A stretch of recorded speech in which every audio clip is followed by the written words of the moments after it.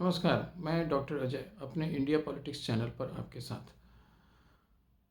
आज का मेरा विषय है अभी राहुल गांधी जी एक बार फिर से विदेश गए हैं और वहाँ कुछ उन्होंने जो अपनी बातों को रखा है उस पर विवाद हो रहा है। मैं इस पर अपने विचार रखूँ इससे पहले मैं आपसे एक बार रिक्वेस्ट करना चाहता हूँ कि काइंडली आप मेरे इस चैनल को सब्सक्राइब कर लें, लाइक कर लें और शेयर भी कर लें। राहुल गांधी जी ने जो अभी अमेरिका में जाकर के जो अपने विचार रखे हैं उस पर मीडिया हाउसेस में और सोशल मीडिया में भी काफ़ी चर्चा जमकर चल रही है। अभी कुछ ही दिन पहले भी इस तरह की घटना घटी थी।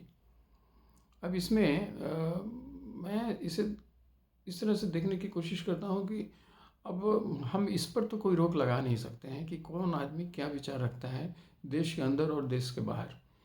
सामान्यतया अब जो नज़रिया लोगों ने अपने देश के लिए, अपने पॉलिटिकल पार्टीज़ के लिए, अपने बाकी चीज़ों के लिए बना रखा है, वो जब वो अपने लोगों से, देश के लोगों से, देश के बाहर भी मिलते हैं तो कई बार ऐसी बातें लोग कह देते हैं। मुझे लगता है राहुल गांधी जी शायद इस वजह से भी या जिस वजह से भी उन्होंने कहा हो, ये उनका राइट टू फ्रीडम तो है ही, वो एक्सप्रेस तो कर ही सकते हैं। परंतु एक इसका दूसरा पक्ष अवश्य है। अब समय बदल चुका है, पहले की अपेक्षा अब जो देश में जिस तरह से देश का इधर विकास हुआ है, जिस तरह से देश की तरक्की हुई है और बड़े लेवल पर भारत की चर्चा हर प्लेटफॉर्म पर हो रही है। जो भी वैश्विक प्लेटफॉर्म है उस पर चर्चा ही नहीं हो रही है, बल्कि वहाँ भारत मुखर होकर के दिख भी रहा है। भारत ने जिस तरह से अपने जीडीपी को कायम रखा और बल्कि ऊपर नीचे होते हुए भी एक जगह पर स्टेबल ला करके रखा है, वो दुनिया में अभी बाकी देशों के लिए वो स्थिति नहीं है। भारत अभी सबसे बेहतरीन स्थिति में है। ये सब जो बड़ी बातें हैं और मोटी बातें हैं वो है, देश के लोगों को देश में प्राइड बढ़ा है। तो अब ऐसी स्थिति में पहले और आज में ज़मीन और आसमान का फ़र्क पड़ गया है लोगों के अपने देश के बारे में नज़रिया रखने का। अब ऐसे में अगर बाहर जाके ऐसी बातों को किया जाए जिससे देश में जो रह रहे हैं लोग और देश के बाहर भी जो देश के लिए सोचते रहते हैं, तो उन्हें तकलीफ़ तो होती होगी।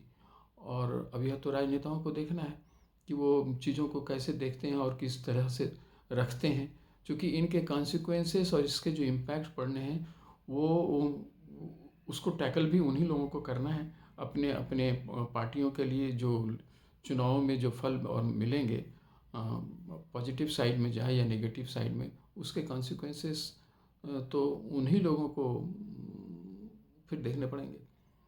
तो मुझे लगता है कि एक ये बात है जो भले ही आप freedom of expression, right to freedom of speech वगैरह वगैरह की बात करिए, एक डेमोक्रेटिक कंट्री की बात एक दूसरे डेमोक्रेटिक कंट्री में कर रहे हैं, आप कर सकते हैं। लेकिन थोड़ा सा अगर परिमार्जित हो तो वो अच्छा है, पार्टी के लिए भी, लोगों के लिए भी, और जो मुझे लगता है।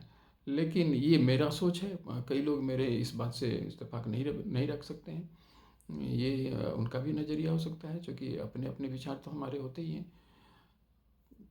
तो इस कंटेक्स्ट में अब फिर यहाँ पर कितनी बहस होती है और वो बहस कितना दूर तक खींचता है, क्योंकि अगल बहुत जल्द लोकसभा को चुनाव होना है।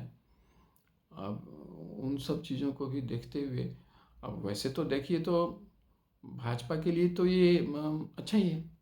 भाजपा इन सब चीज़ों को लोगों के सामने रख सकती है और रख भी रही है। लेकिन अब कांग्रेस इसे किस तरह से डिफेंड करती है, ठीक है, कई बातें जो बाहर जाके भी लोग करते हैं उसमें काफ़ी सच्चाई भी होती है, परंतु बस वही थोड़ा मास्किंग की बात है, थोड़ा उसे संभाल कर रखने की बात है। और जैसा कि मैंने कहा, अपना बच्चा सबको प्यारा लगता है। हर देशवासी को देश की बातों का तो पता होता है, परंतु ये जब बाहर के लोगों के सामने रखा जाता है और उसमें देश की ऐसा लगता है कि बेइज्जती होने वाली है, या अगर हम एक तरफ इसे एक बड़े पावर के रूप में उभरता हुआ देख रहे हैं और दूसरी तरफ इन सब चीज़ों पर भी चर्चा हो रही हैं, तो जो देश से बाहर रहने वाले लोग हैं वो भी थोड़ा तो उन्हें भी अच्छा नहीं लगता होगा, ये तो मेरा भी मानना है। लेकिन अब सभी नेता हैं, राजनेता हैं, बड़े बड़े लोग हैं, तो कोई भी आदमी फ्री है अपने विचार रखने के लिए। राहुल गांधी जी भी फ्री हैं। Please subscribe my channel, like my channel and share my channel. Once again I request you.